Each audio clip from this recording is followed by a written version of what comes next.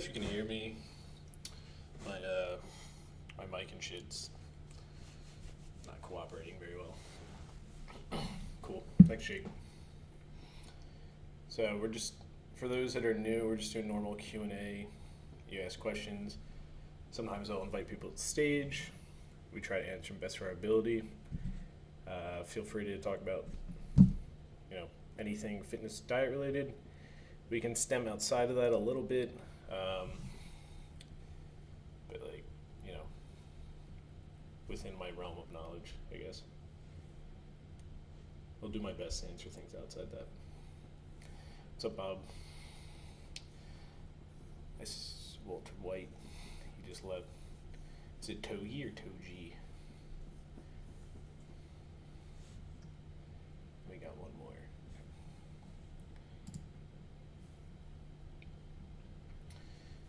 Mr. Rogers, welcome. You can just start. You can either, just send your question in the chat. There's no queue. I'll just get to it as I see it. If I accidentally skip you, usually the weekend ones are a little, more popular. We'll have like upwards of 20. So if we have upwards of 20, then, sometimes I miss them. Just feel free to ask or reply to your own message to remind me. You want to come in here, Bob? Oh, all right. Yeah, so once again, anyone else in the audience, just feel free to ask questions. If not, I can just yap about other things related to. Sometimes I like to go down the FAQ, because generally people have a lot of the same questions. So you just let me know what you want to do. Also, first time with the camera, so.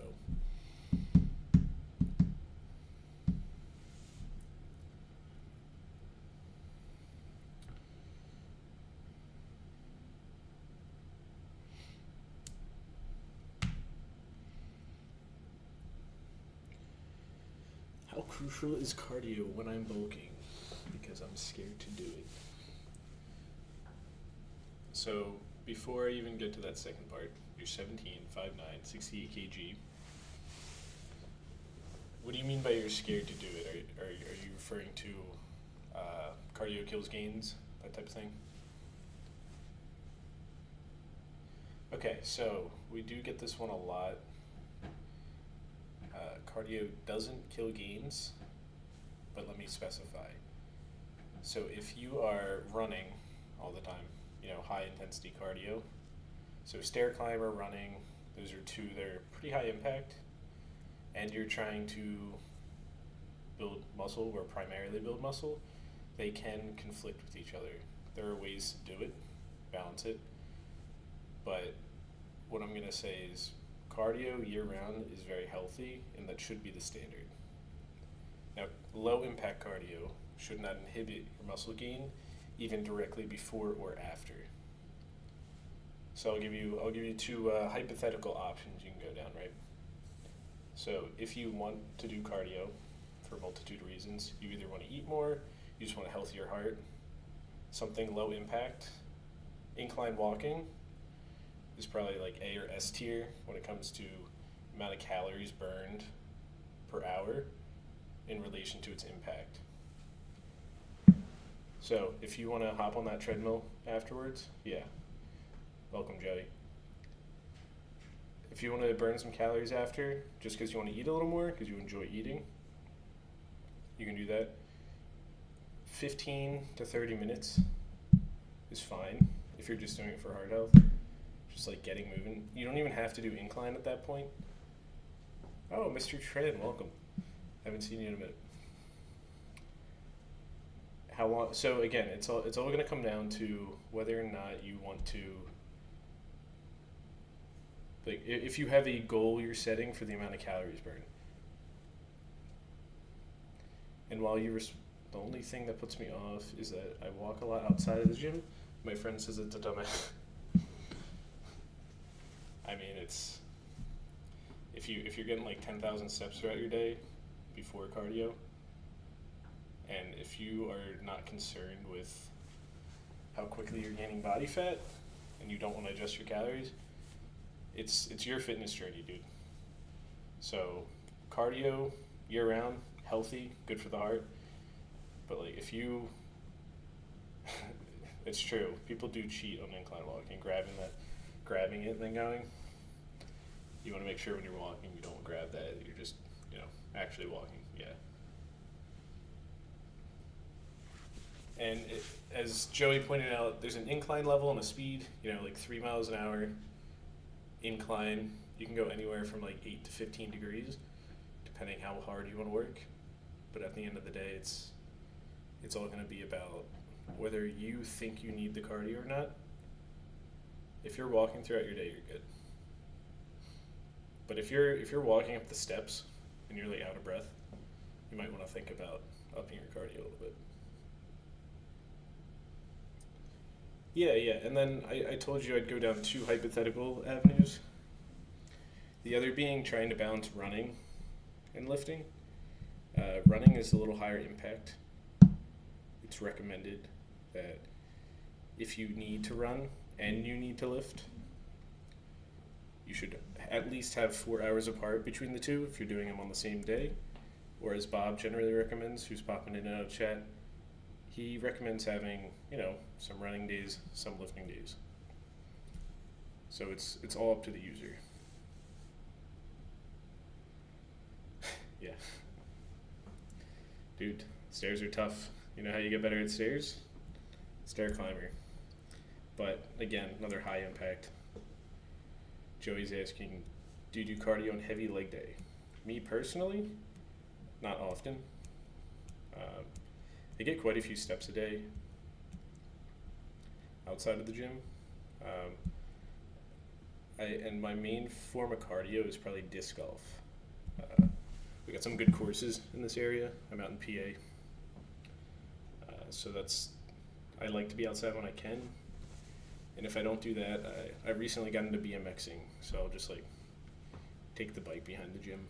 I just leave it in my car. But after leg day, no, I'm not going to bike or anything. Now, ski ERG, is that just the misspelling of skiing? Or are you talking about the actual pull down machine where they have the cords up top and you slam to the ground? Okay. Yes, okay. Yeah, those are both pretty functional. Not my first choice for cardio, but they can be good, especially if kind of like what Joey's getting at. You mentioned cardio and heavy leg day. You're kind of double dipping into that bucket. Let's say you did a pull day or heavy back focus. You might not want to row for, a couple kilometers, a couple thousand feet. It's, again, double dipping. You're just continuing to fatigue the muscles that are already fatigued. Now, if you're a hybrid athlete or you're training for some specified event, I think those could both be really good choices.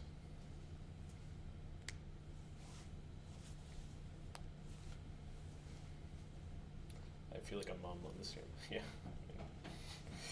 Stairmaster is pretty humbling, especially if you crank that thing up to 7 or 8.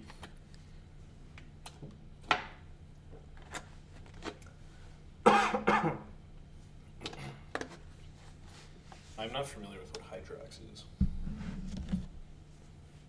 Is it cheating? Yes, it's cheating to hold onto the stairs, or the railings are in the Stairmaster. Gotta have those hands on the hips, or right next to your sides. Same with incline walking. Well, it's not like you're not doing the work at the end of the day, but it will alleviate some of that direct stimulus. If you need to hold on to the thing, just hold on to the railing net. But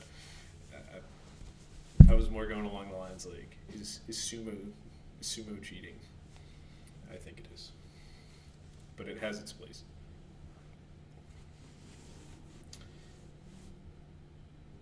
Yeah, right. Grabbing the shirt, literally grabbing anything but the rail. For some reason, everyone wants to grab something, either their phone or a shirt. I don't know about you guys, but we used to, or I used to do a little Stairmaster over the summer, and I've dropped my water multiple times, and that super sucks. I don't know if anyone's dropped shit while doing it. It is, that's true.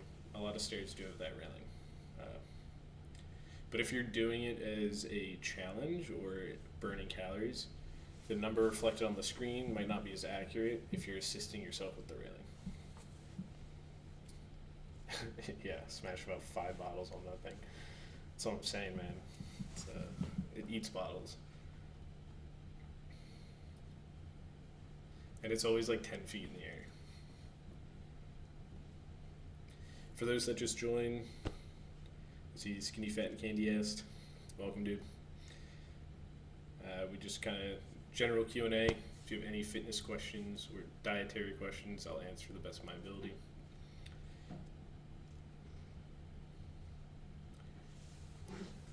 Yeah, nothing is really off the table here. It's just I'd like to keep it fitness focused, if that makes sense.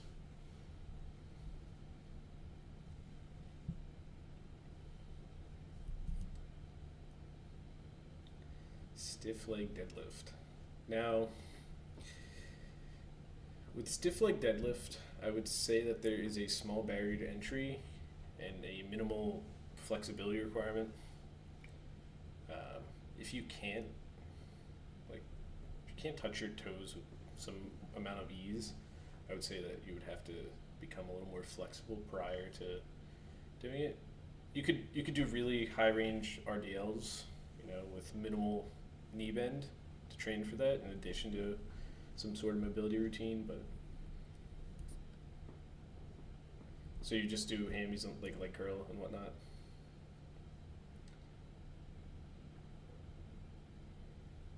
And while you type Joey,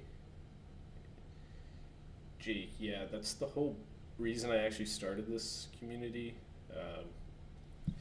I remember being, 17, 18, needing access to information like this and not knowing where to start, for one, and the information I was receiving was bullshit.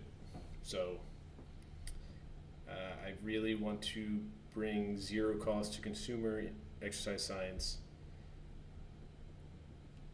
to the best of my ability. Yeah, it's grown a lot. Last February, we just hit 1,000. There is a Patreon link floating around. Yeah, all that money goes back into the community. Same with the boosts. Like, I was paying for all the boosts out of pocket, and thankfully, a lot of people supported us, and I was able to, not pay that anymore. And as for the Patreon, it literally is just going to go to giveaways. Nothing. You're completely non-for-profit. I don't like doing ads either.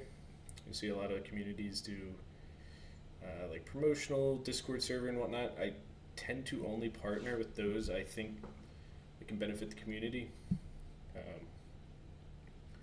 So that's why we only have 2 partners right now. We are in works with a third. That will be more social media influence, so I'm a little conflicted with that. But I think some people could benefit from his services with working on content scheduling and management. Yeah, I appreciate the recent support, Joey. It's the Patreon, the boosts, and the activity. Do I work on social media? No, I actually suck with all this stuff.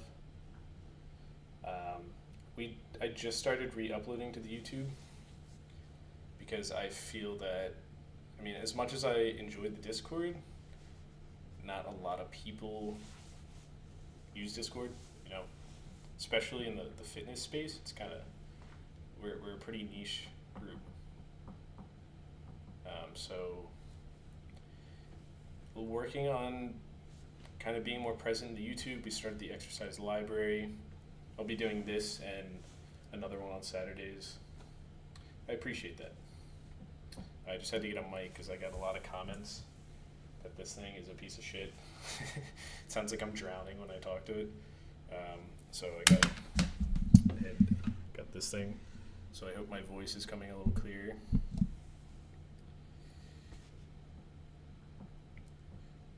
But yeah, I'm actually fairly against social media. We had an Instagram for a little bit. I had a TikTok for a day. Thank you. But I can't get behind modern social media. I think it's used in a very unhealthy manner. So, and I think our last stream actually was about dopamine and end stage screen addiction. Not to dive back into that, but yeah, it's complicated. Oh my god, cluttered, and I guess there is some over sexualization sometimes.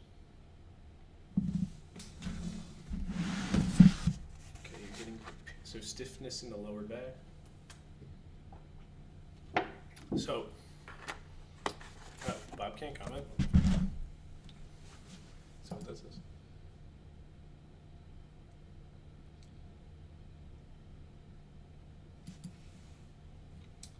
Good. All right, I'm going to answer your question while I fix the permissions. So when it comes to squatting, it can actually oftentimes be the upper glute pulling on the lower back. So generally when we think a specific area is in pain, it's actually one of the areas around it. For example, generally when people have wrist pain, it's caused by tight forearms. Or if they have elbow pain, it's not the actual elbow, it's either forearm or tricep. The same goes for stiff lower back, either after deadlifting or squatting. Now both activate your lower lumbar as well, depending if you have like a butt wink or whatnot, but oftentimes it's just your glutes are really tight. And Bob, I'm not sure why you can't comment.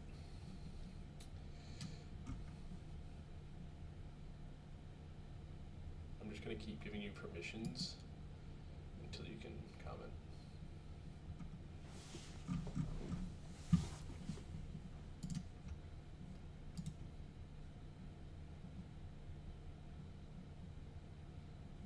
I hope that answered your question. Yeah, I wake up with a stiff lower back. Granted, I have a long history with back injuries, but have a good night, Jake. But yes, it can be fairly normal.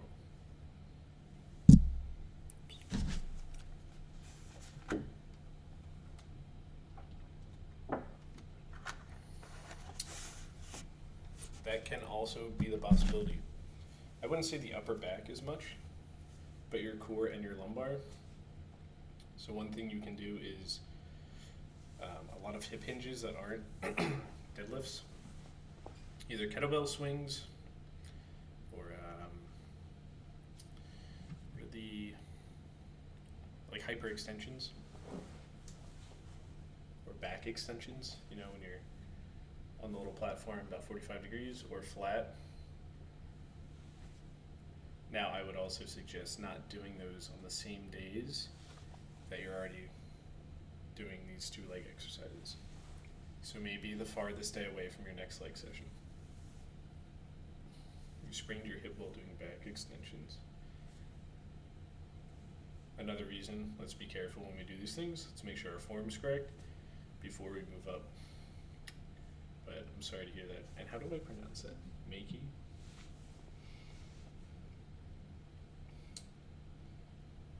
Bob, I'm not sure why you can't comment. Oh, you have the muted role. Alright, try that. I don't know why you got muted. Hey, Gerald. Oh, there you go, I see it now.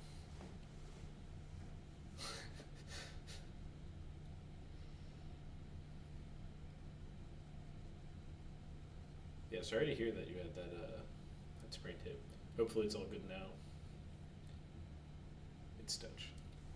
I'm not familiar with Dutch vernacular, so sorry if I mess shit up.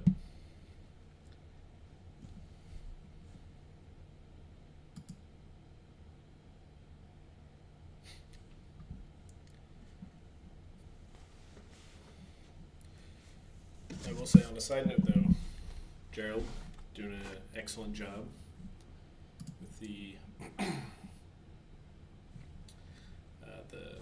event with the mentee mentor. Shout out Gerald. He's one of our mentors in the event, and I appreciate him being super communicating well. Jesus Christ. Do I work out fasted? Never. I am a big evening lifter. I dabble with everything when it comes to like training modalities. So I would say that I would primarily focus on strength my entire lifting career. You're always full of calories, glycogen. You're generally more hydrated, and you generally have an overall better lift. Only issue being, if you take pre-workout, it usually messes up your sleep. Would I recommend working out fasted? Probably not. I hear good things from those that do it, but I think a fueled workout is always better than an unfueled workout. Especially in the morning, I would always at least hydrate. Don't do like a dry fast, but again, if it works for you, that's what matters most, right? Some people wake up and they go and get after it, and then it's out of the way. That's awesome. That is not something I think I'll ever be able to do, just from just a big night owl. I like waking up that last minute before I have to, before I go to work. We have so many Dutch people in here. I can actually look at the insights and see what percentage of the server. I think it's like 6 or 7%. So we got got a couple hundred Dutch people.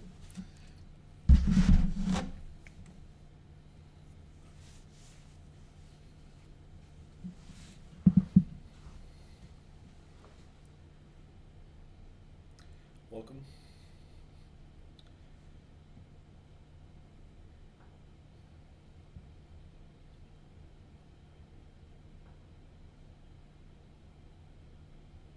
You feel a little better after. That's what I'm saying, man. It's because sleeping is a fast in itself, hence break fast. So like you're already fasted for 8 hours. I think breaking it, little water, little carb, be good to go. And not only that, but I don't think there's ever going to be a time where you perform better fasted than you would not fasted. And with that being said, why would you not want to perform at the best of your abilities? Especially from a muscle building or a strength standpoint. Like if you're just like 10, 20 pounds on a lift because you haven't eaten yet, that's going to add up. Especially over the course of a whole block.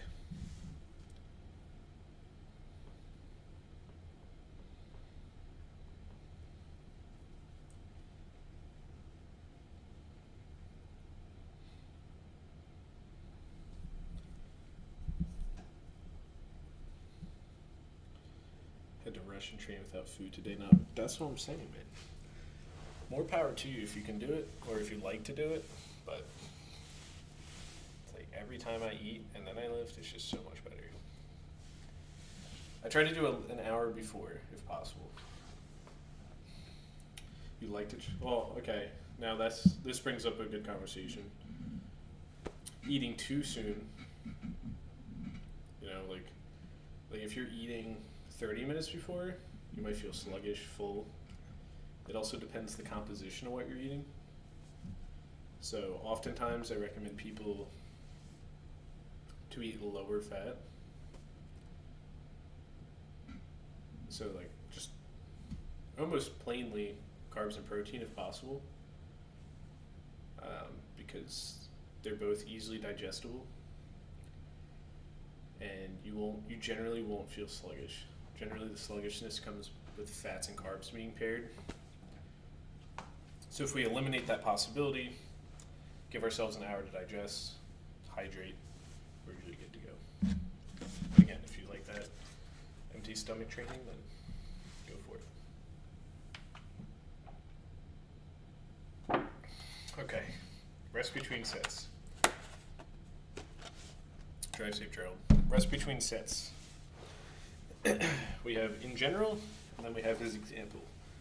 Joey's saying, let's say you're doing 3 working sets of squats, 6 to 10 rep range. Now, assuming also we're not leaving anything on the table, it's a nice quality set. I could be resting 3 to 5 minutes, a good 3 to 5 minutes. Let's say we are training hard, like RP 9 or 10. If you need more than 5 minutes, take more than 5 minutes till you're almost back at baseline. If you go back into that next set, pre-fatigue, heart rate's still through the roof, yeah, legs shaking. So yeah, take a good 3 to 5 minutes. If you still need a little more time, go for it. Now, in general, I often tell people compounds, 90-ish seconds. This is for hypertrophy, not strength. About 90-ish seconds, 1 to 2 minutes is fine. Isolation exercises, generally a minute. I don't think there's a lot of isolation. Maybe end of your leg day leg extensions could be the only thing I could think of that's more than a minute. It's like 1 minute for isolation, 1 to 2 for compound. Heavy barbell activities, 3 to 5 minutes is generally safe. See his video, Mr. Tran.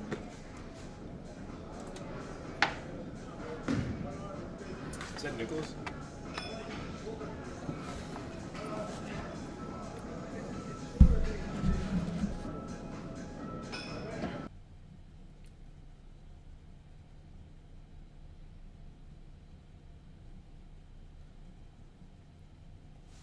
Stuck on work hours before training. Oh shit.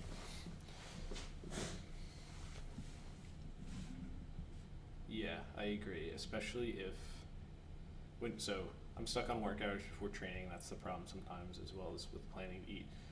Especially if you don't have a job that lets you just eat whenever, or if you can't get something. It sucks. It's tough.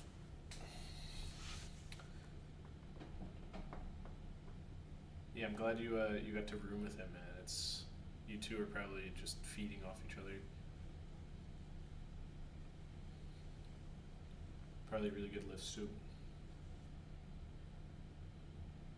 Yeah, I agree, Joey.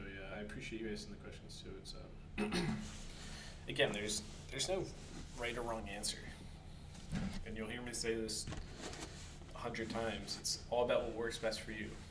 Some people hate resting, right? I have a friend. He loves supersets. He loves giant sets. Like 3 exercises back to back. He loves the pump he gets from that. Whether or not that's conducive to his muscle gain, that's just like what he likes to do. And I think that's most important.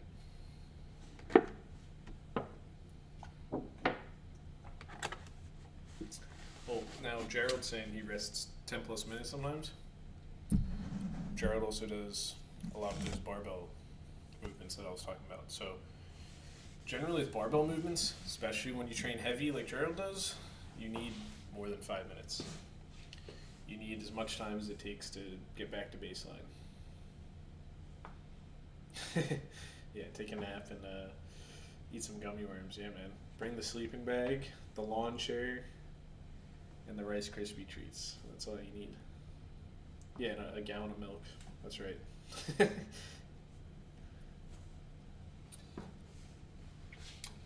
So yeah, have a good night.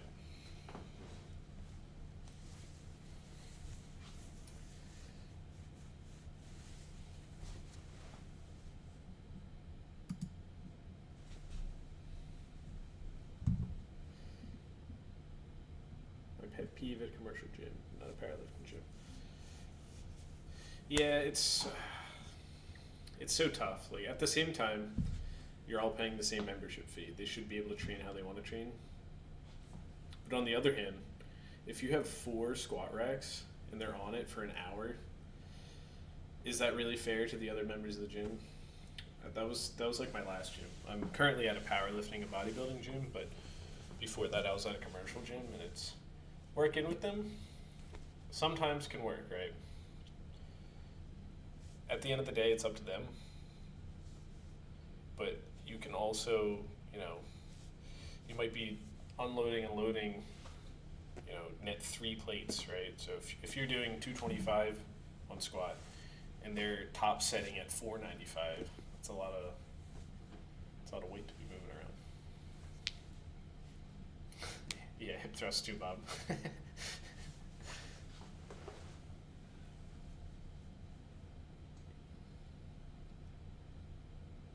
Good. I'm glad you have a lot of squat racks at least.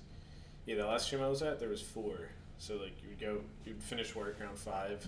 You'd get there 5:30. Busiest hours of the day. If you weren't first in line, you were cooked. Yours has 1. No. Oh my god. That's horrible.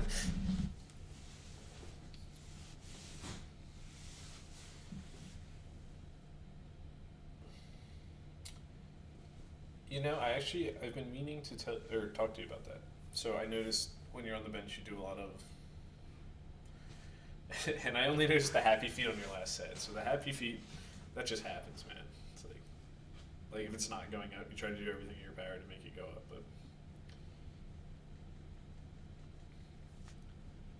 But yeah, so how did it feel without the head bob? Was it more difficult, or was it easier?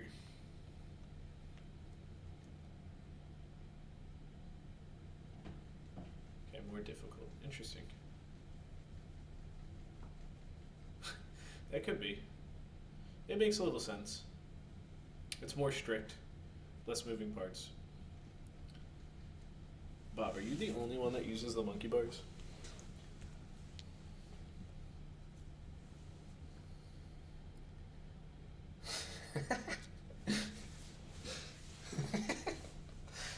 Yo, Gerald says I have to head bob or my dumbass drives my head into the bench and gives me a cervical strain. I know exactly what you're talking about, unfortunately. I still don't head bob, but like if you have a hard rep and you have a slight arch, or at least you have like your scapula is retracted, you just like strain your trap or something for a couple of days, which just sucks.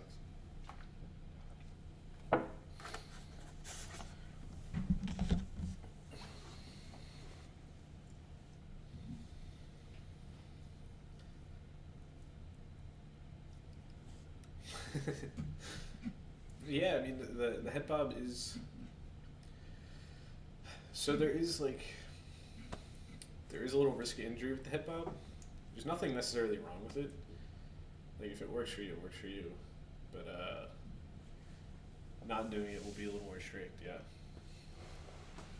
At the end of the day, just like anything else, Joey, if you like the head bob, do the head bob. The happy feet, you should plant those feet though.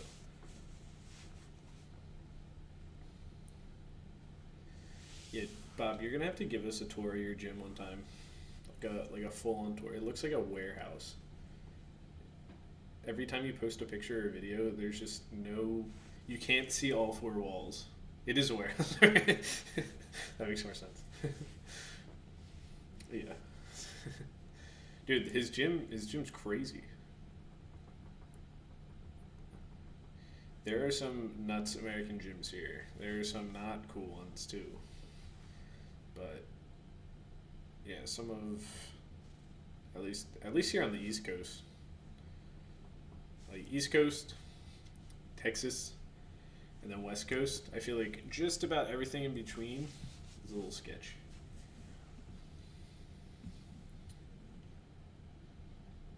I think we do have more quote unquote meccas now. We got at least 3 in PA.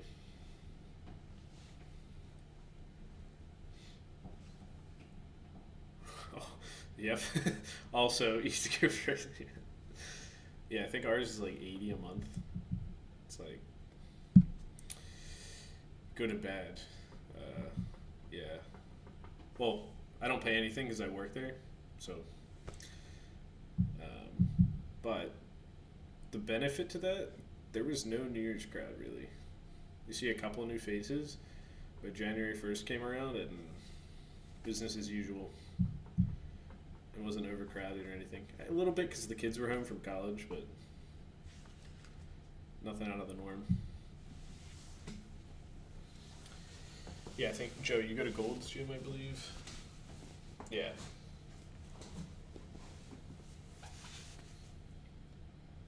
Yeah, that's a huge price discrepancy.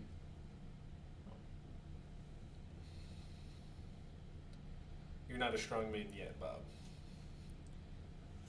Give it some time. You do a couple more log presses, a couple more stone to shoulders. Yeah, you'll get there.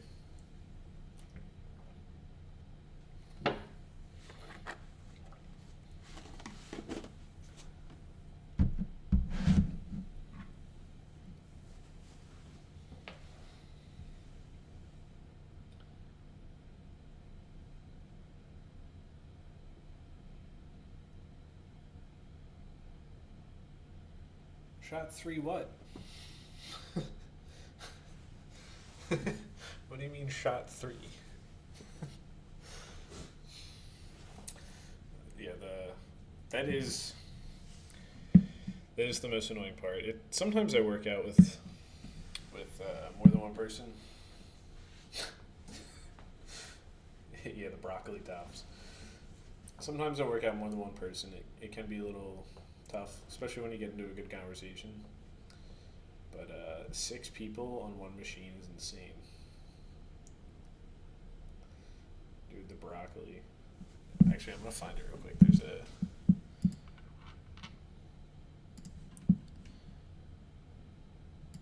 a good picture. Yeah. There we go.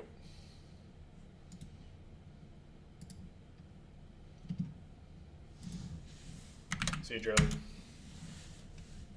That one's my favorite.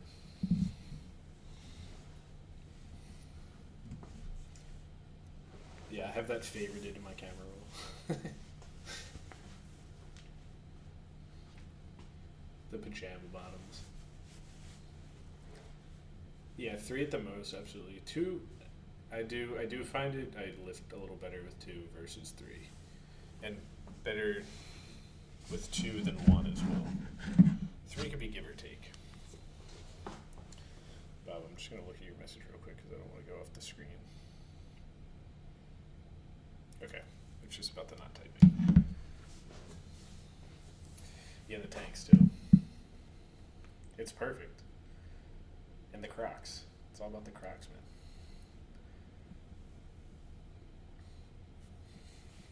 I don't know when the pajama thing became popular. I mean, I'm an old head now, so it's closer to 30 than I am 20, but you'd never know by looking at me though. Got baby face.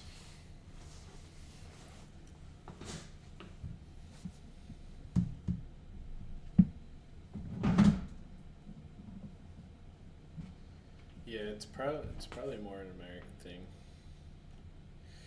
I am 26. I'll turn 27 in March. I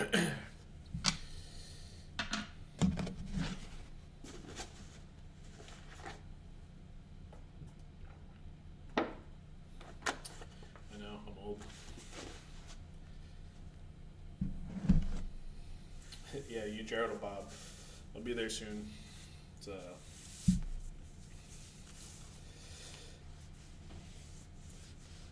we have a joke in my one friend group that 27 is the new 30. So I'll be 30 in 2 months. When's the wedding? So Fish and I aren't gonna really wouldn't really want like a wedding. We both think that it's a waste of money. That's just our preference. I'm not trying to take weddings away from anyone, but we would just, Yeah, we'd much rather just, have a down payment for a house than to blow 10, 20 G's on a wedding. Yeah, look at this thing, man. This thing's crazy.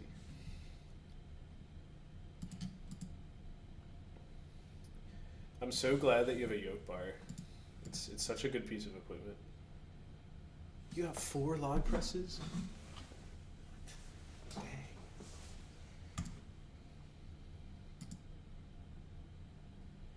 Yeah, that last picture, even though it's blurry, it's nuts. Those rings are super fun. I don't think I have a video of it. Oh, you have 5? Yeah, I can't see that other one, but I actually really enjoy the women's log as a warm-up.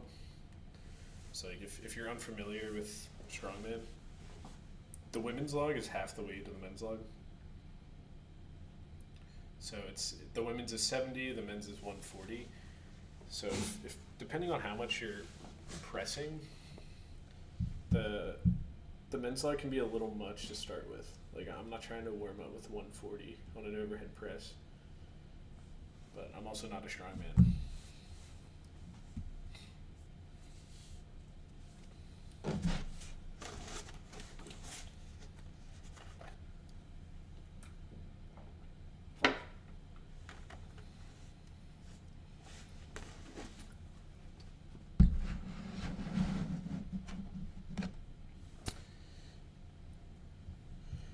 Yeah, I used to like leg presses a lot.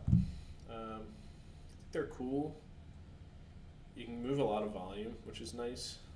But I think that a lot of people depend on them for that. I think the legs and lower lumbar are too important to be doing only stiff exercises. Like squat, deadlift. I don't deadlift much. I do RDLs, but they're life movements, right? Like this is a squat and a deadlift. Standing up, sitting down. Like that's if you're not doing those movements weighted, you might run into some mobility problems down the line.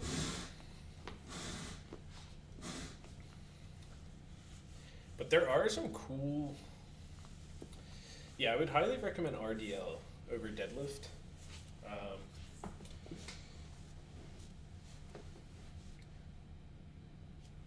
But it's, again, up to the user preference.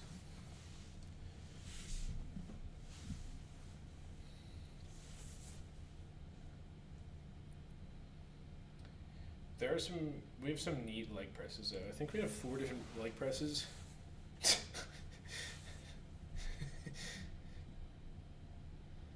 Dude, that video of Larry was nuts. I was like, alright, that's it. He wins.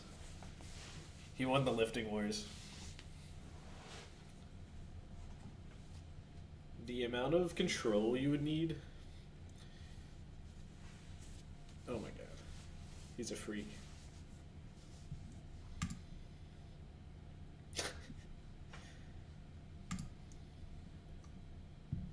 Oh, he can do a flag now? I did not see it. Let me pull it up.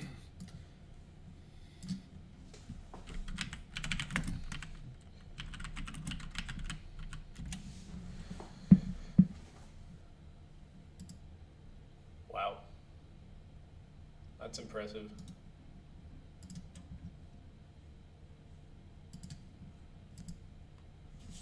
Yeah, for real.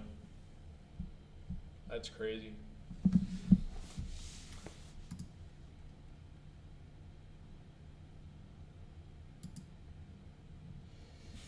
Freak.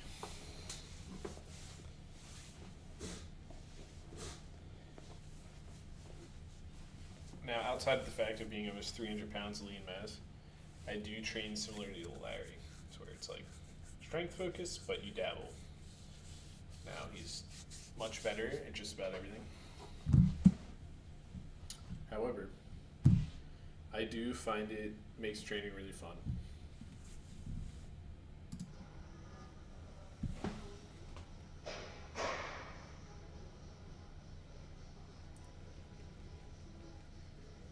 That's actually a really good movement, Bob. I thought you were about to hit a tire, but yeah. Then you got Sergio Oliva.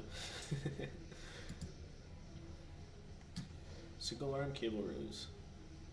Single arm can be cool. I don't personally do not cable. Sometimes I do iso rows or single arm dumbbell. I think they're cool. I think you can get really nice stretch, really nice contraction. But I'm a fan of both hands for cable specifically.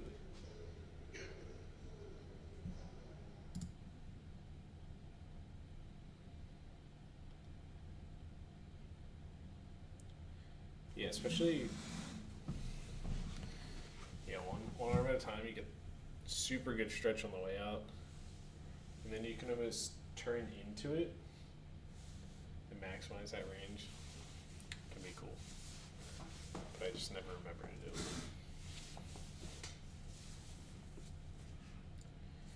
Yeah, single arm dumbbell rows, they're really good. You can actually do them in two different manners.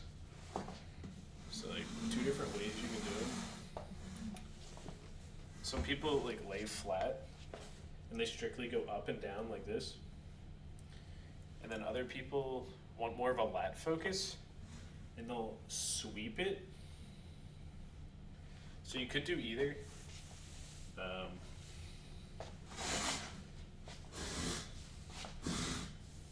Both are great exercise. I think dumbbell rows are like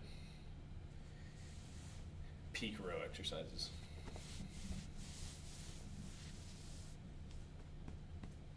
Good. That's all I'm saying, man. Combination, variety, and consistency. That's like makes you super well rounded. And Joey, just so you know, I think one of my plans, at least one of the Saturday streams a month, I'm gonna do like form review. So I will either make a thread or I'll just go into the form check forum up top and I'll just be like doing live form reviews. Or I'll have people just send it into chat. Because we had one of our mods did he did a live bench press tricks. When's this? I don't know. I don't have a schedule yet. It won't be this Saturday, I can tell you that much. I think this Saturday I'm going to talk about meal prepping. And just kind of like, I don't know. I feel like people overcomplicate it. So I kind of want to, it is fun. I think it's really important to work on your cooking skills as well. Yeah, I actually have to go food shopping after this. Dang, what we got over there? Little chicken pasta? What sauce did you use? There's something on there.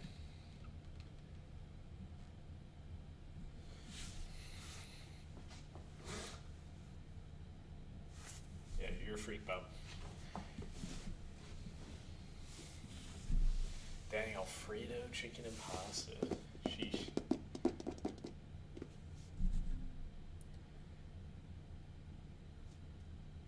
Yeah, well, Mr. Trent, you're also like 1,000,000 feet tall.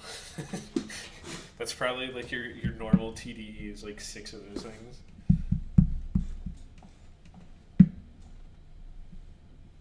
Three Ds. Oh my god, yeah, Mr. Trent could eat all that in one day. That's crazy. And still have calories. Ah, what are you cutting again?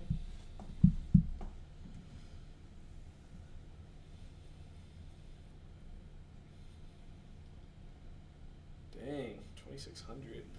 That's low for you. Yeah, are you trying to get, are you competing?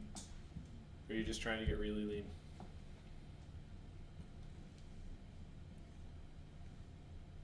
Okay.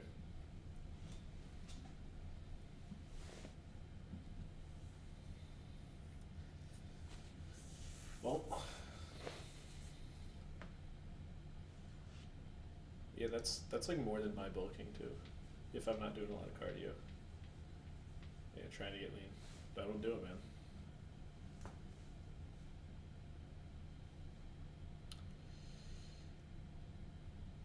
George, I would actually say that you do have the potential to do well on stage, based off of what I've seen in progress pics. I think you have a really good physique.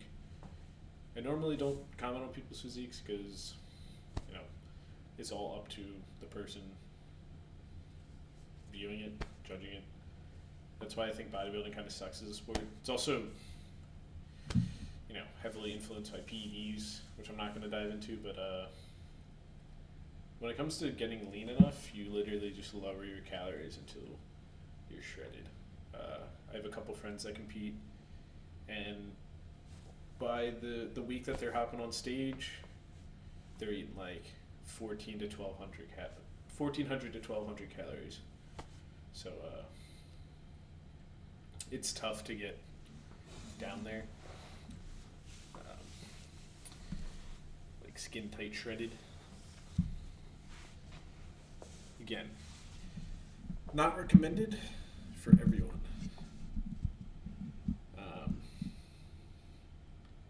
But it's all really a lottery. They also dehydrate, yeah. So the dehydration aspect is usually about 2 days before, 3 depending on the coach. I personally haven't coached anyone on stage.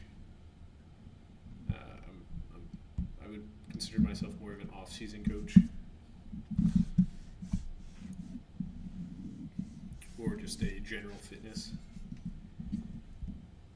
But yeah, it's like peaking is a completely, you need a good coach to peak properly. On the other hand, if you just learn, trial and error, either like Coach Greg or my friend Chris. My friend Chris coached himself, had his first show about a month ago. He won both Open and Classic and got his pro card all in one show. Pretty insane. Yeah, I think you and Kyle will do really well together.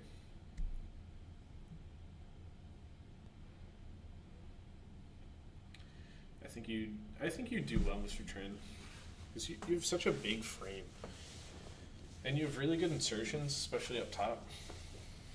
Now, people, I don't know how your leg training's been going, but ever since your injury, like people might sweep you in some lower development, because if you have any injuries, you're just always playing catch up. But when you even that out, unless you're doing Classic, you're probably similar to Arnold in that sense. But modern Classic is, you know, all the divisions are, I don't know how much I want to rant about bodybuilding, but yeah, exactly. For context, Mr. Chen's roommate is like a genetic phenom. He's like 6'8" or 6'9", perfect insertions, jacked. So that is what I would call a freak, in a good way though. Oh, he's not. Is he a little shorter than you? Oh, he's 6'4". Even 6'4". Still. So he's a little shorter than you, but he has perfect insertions. He's a pretty interesting dude. Yeah, but if we let's look at genetics beyond bodybuilding, right? Beyond lifting, they play a factor in a lot of different areas. Genetics go beyond physical. You know, your brain chemistry can dictate a lot of things. So it's like some people, whether or not they studied as much as another person, may never be at a PhD level intelligence. Same curriculum, same study patterns. Again, it's going to come down to your genetics. It really, it really can affect everything. But that being said, doesn't mean you have to, put yourself down, but do the best with what you got, man. It's what it's all about. Everyone can improve, and that's what matters. Doesn't matter where your ceiling is. And I don't know about that, Joey. There's some genetic freaks in every race. Especially Korean bodybuilders. And particularly Korean strength athletes. There's a whole niche Korean lifting crew in my gym. And they're all pretty strong, but it's like this group of like 12 to 15 Koreans, and they're just, yeah, they're nuts.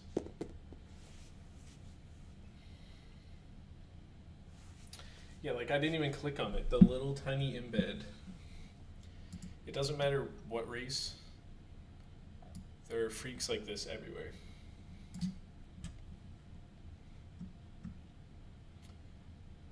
Yeah. He's got a stage-ready physique, and he's benching almost 700 pounds. Like, okay. Now, granted, would he get there without the PEDs? Definitely not. But it doesn't take away from the fact that he put in all that work.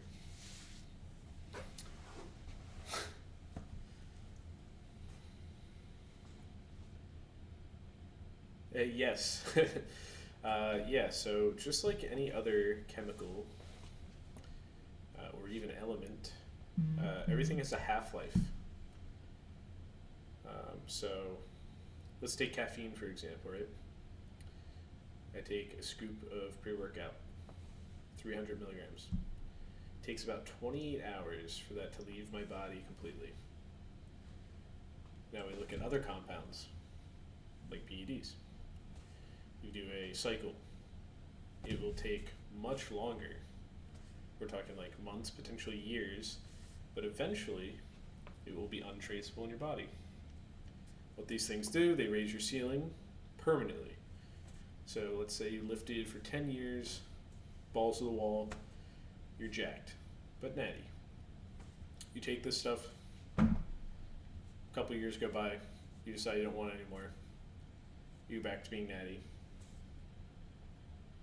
Now, after a few years after that, it'll be out of your system, but you'll still retain some of that beyond genetic ceiling size. So then, this is what happens. People hop on, they push themselves really hard, get beyond their natural limit, they come off, they're still beyond their natural limit, but they pass drug tests. There are also people that know how to get around it even while on stuff. So it's a whole world that I'm not too familiar with. You know, it's I just have friends that compete. Like you can clearly see the difference between like natural competitors and not natural competitors. And I'm usually along the side of like more honorable. Like I think that's really messed up, that their ego is so bad and they need so much, you know, external gratification that they feel the need to cheat in a natural competition. But that's something they got to work through, and it's a shame. But yeah, half-lives. There's actually a cool, here, I'm going to share my screen in a second.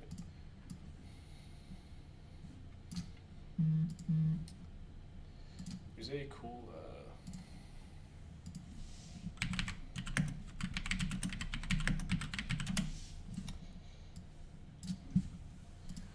I think this is the one. Yeah, so this is for anyone that can see it, I can't see the stream right now, but you can put in like how much caffeine you drank, and it'll show you the half-life, since we're on that topic. So like at 12 today, I had like 330 milligrams of caffeine. So there's still going to be caffeine in my system when I go, well, maybe after I go to bed. But let's make the time earlier so we can see. So even if I woke up bright and early, 8 a.m., took a scoop of pre, it's still in my system even at bedtime. So when we talk about especially teenagers, drinking a lot of caffeine. So like, let's say we go to the gym after work at 5:30. 5:30 military time.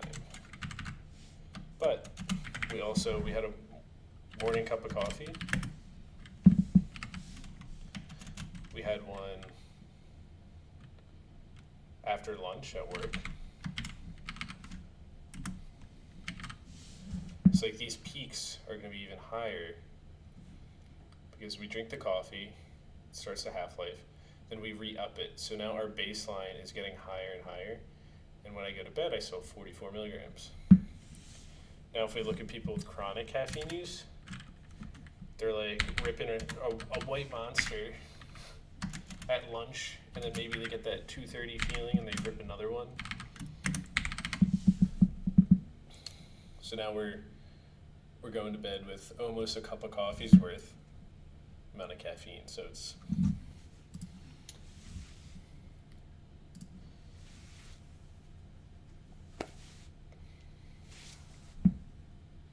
yeah, is that Nicholas? Crazy man.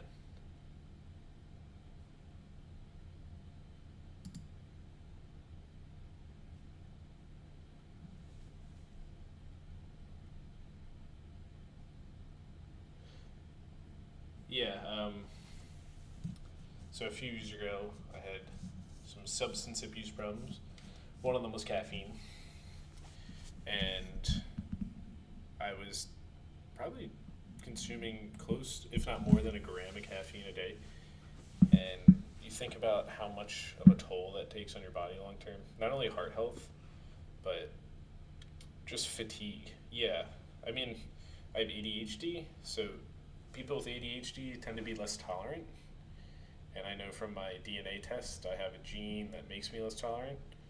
But it doesn't mean that it doesn't affect my body. So we have to be careful with this stuff.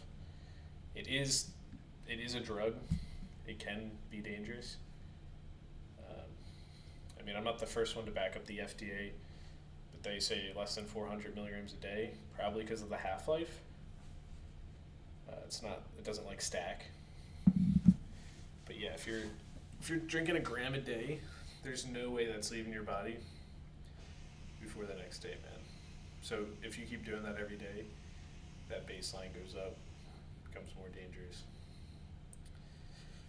Yeah, it's just gotta be careful, especially when you're a teenager. It's like you're still developing. Sleep's super important. Any last minute questions after my 2 rambles?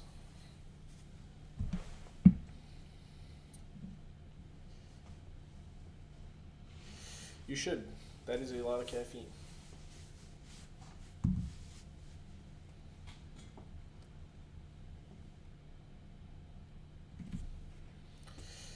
Good night.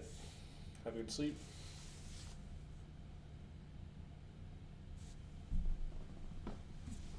Yep. Thank you guys for joining.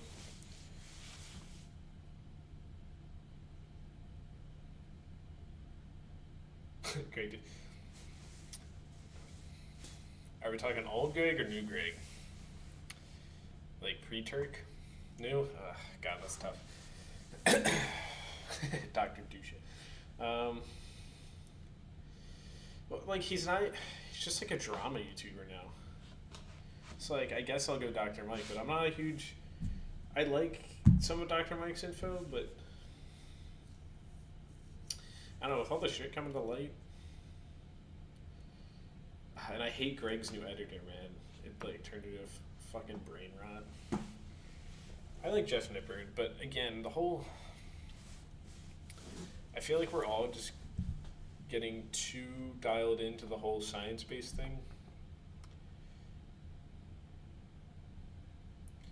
I kind of want to try and like skew the server a little bit to being more open. Like if you're starting out in the gym, there is zero reason you need a science-based hypertrophy workout program from Jeff Nippard. Is it cool to have structure? Yeah. But I think that we are losing our creativity and our imagination. So when we only follow what's science-based, how are we ever supposed to innovate? How are we ever supposed to experiment and try new things? You know? I think we're losing that a little bit with this whole science-based wave. And I got caught up in it too. I tried hypertrophy for like a nice Dr. Mike Renaissance periodization hypertrophy block. Did like 6 months, and I found it really boring. So I have not been doing that since. But to each their own. And again, I just want to emphasize that, like, you gotta find your own path. Science-based for someone might work for person A, but for person B, you know, they might respond really well to strength training, like heavy training versus lighter loads. They might respond better to 3 days a week versus 6 days a week. We can only go off of what's told to us and what we personally experience. But if I had to choose between Jeff Nippard, Greg Doucette, Dr. Mike, I'd probably go with Jeff. But if we're talking old Greg, like pre-100,000 subscribers, I'd probably go old Greg. Especially when it comes to diet. If you ever need diet, like a full day of eating or diet advice, I'm not saying buy the cookbook. You could hypothetically, of course, find that on the internet somewhere. But he has really good videos about breaking down calories and volume eating and stuff. So, yeah, old Greg. Or new Nippard.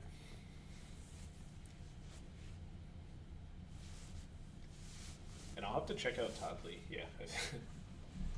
Toddly empty.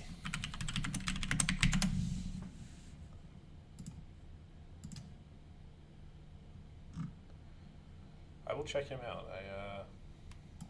Actually I'm unfamiliar with Toddly. So thank you for that, Joey. And I'll let you know what I think. If I find anything good, I'll probably put it in the server. And I wish there was, well, I guess that's Jeff. That's Jeff. I wish we had someone out there, not science-based like Sam, that just lifted. It was down to earth. Everyone that's really famous, outside of Jeff and a couple others, I do not have IG, but yep, thank you, appreciate it. Everything is well now.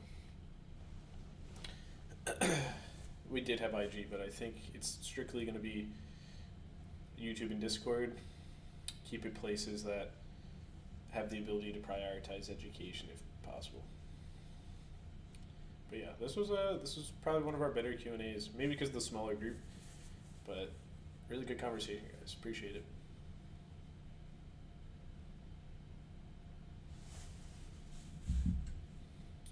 And if there's nothing last minute, yeah, of course, George. Just like anything else, if you think of anything after this, just ping me. I'll probably just be gaming tonight. Yeah, and we'll be back Saturday and the following Monday. Thank you guys for chatting. And good to see you, Mr. Trent. It's been a while. Yeah. Took the words out of my mouth. Yeah, we'll have to get a little game in or something, or just at least a chat.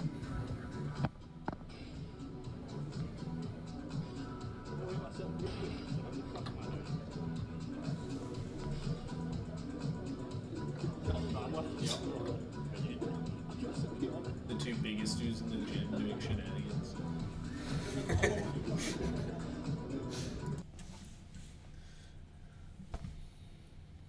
Alright, sounds good, man. Thank you guys. I'll see you.